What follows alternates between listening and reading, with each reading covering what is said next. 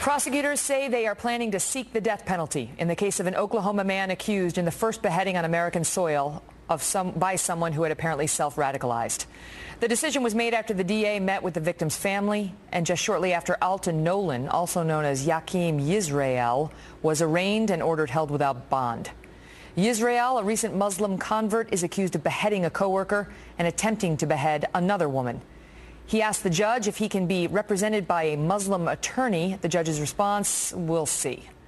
The FBI is currently investigating last Thursday's attack, which followed a series of high-profile beheadings, of course, by the terror group ISIS. In public, the mosque Yisrael worshipped at has denounced his alleged actions. But the mosque has also refused to speak with the Kelly File after initially agreeing to an interview. Watch this. It seems that we're getting the runaround.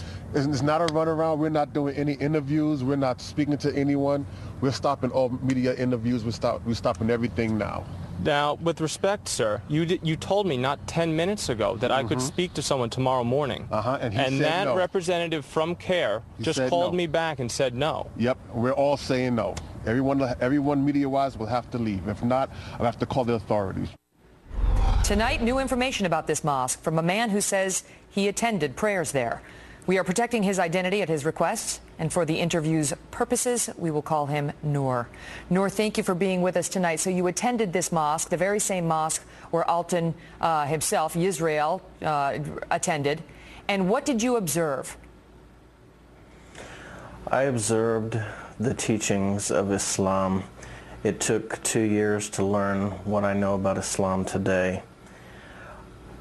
To the public, the mosque will not promote terrorism or any kind of radical acts, but when they're among friends and congregants only, they will promote the true teachings of Islam, which include the offer to non-Muslims, the choice rather, that you must convert, live under Islamic rule, or be fought against. Jihad fi sabilillah, jihad for the sake of Allah.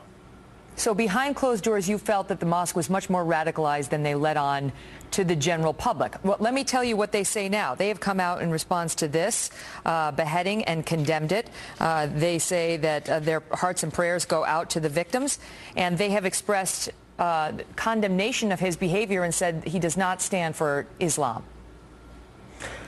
They'll say that to any media presence. However, when I was attending the mosque, I was specifically told, for example, concerning suicide bombings in Israel, that we do support these acts because, as it was told to me, this is the only weapon the Palestinians have, but do not mention this to the media because they would not understand. I understand you had another incident where you were with two people from the mosque and there was a discussion about what they would do if Osama bin Laden himself showed up at their house. What happened? That's correct. I had two friends at the mosque. One of them is now an imam. His name was Yahya Graf, and the other one was named Jihad Rashad. Both of them at the time attended the Islamic Society of Greater Oklahoma City. I'm unaware of where Yahya Graf is now. The last I heard, he was either in Houston or in Cairo, because I know that he, along with Sohaib Webb, both studied at Al-Azhar University in Cairo. Both of the subjects, the men, told me that if Osama bin Laden came to their door, they would invite him in and protect him because he was a brother Muslim, and we must protect him from those that don't believe. Did they ever discuss the subject of beheadings? Was that ever discussed? The only time that beheadings were discussed was in the means of which you confront the infidel, as it is related to in the Quran, that when you meet the unbelievers, you should smite at their necks.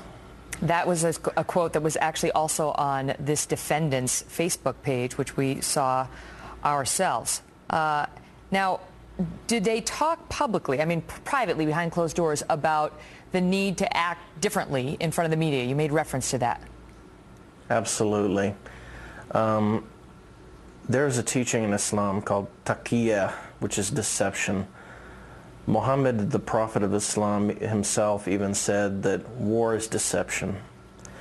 And the reason that they are so deceptive is that when they cannot do jihad physically, They attempt to do jihad by means of stealth, by endearing themselves to the media, endearing themselves to government, endearing themselves to the American people to slowly work their way in.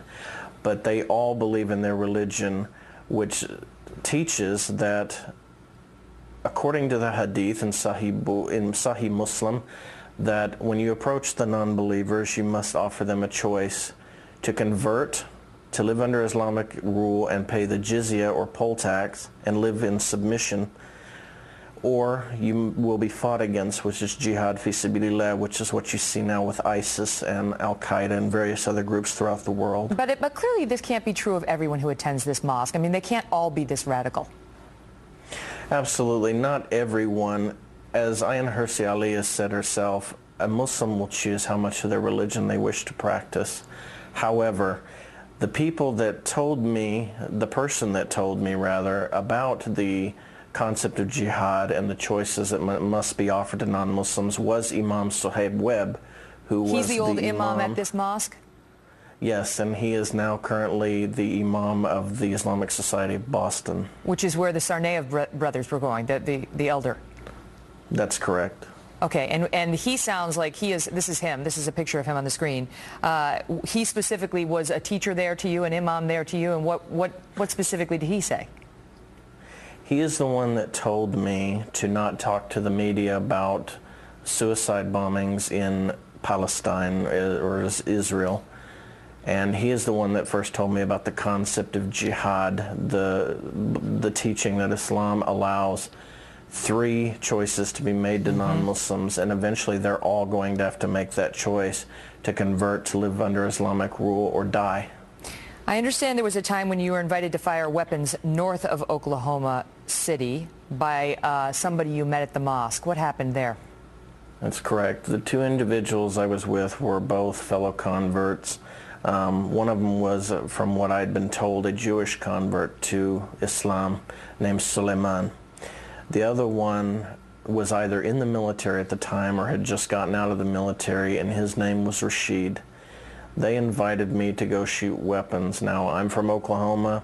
I have no issues with guns, so I just figured it would be a fun time with friends. However, when we got up there and we put out the targets, Suleiman said, well, this target is going to be George W. Bush, this target is going to be Ariel Sharon, and I don't remember what the other ones were, but they were famous people that were considered enemies to the faith. I know you left the mosque because you felt it was too radical, and you've been back from time to time in more recent years. When was the most recent time? The last time I was in the mosque was sometime in 2011. And did you hear the same sort of discussions as you've been referencing? Absolutely. The reason I was back in there was at the request of law enforcement. I can't say any more than that. Really? However, I was in there, and Imad Inchasi, who is now the current imam, who was a friend of mine, he was preaching a sermon that the Israelis were trying to collapse Al-Aqsa Mosque in Jerusalem by digging tunnels underneath it. And at the end of the sermon, they prayed for the Mujahideen, the holy warriors in Palestine, Kashmir, and in Iraq, which, as we all know, who is being fought in Iraq by the Mujahideen, the United States. As I told the audience, we have been trying to get comment on the record from this mosque. So far, we have been unsuccessful, but we will try again to get a response to Noor's comments tonight. Thank you very much for being with us tonight. Thank you. So you just heard from Noor.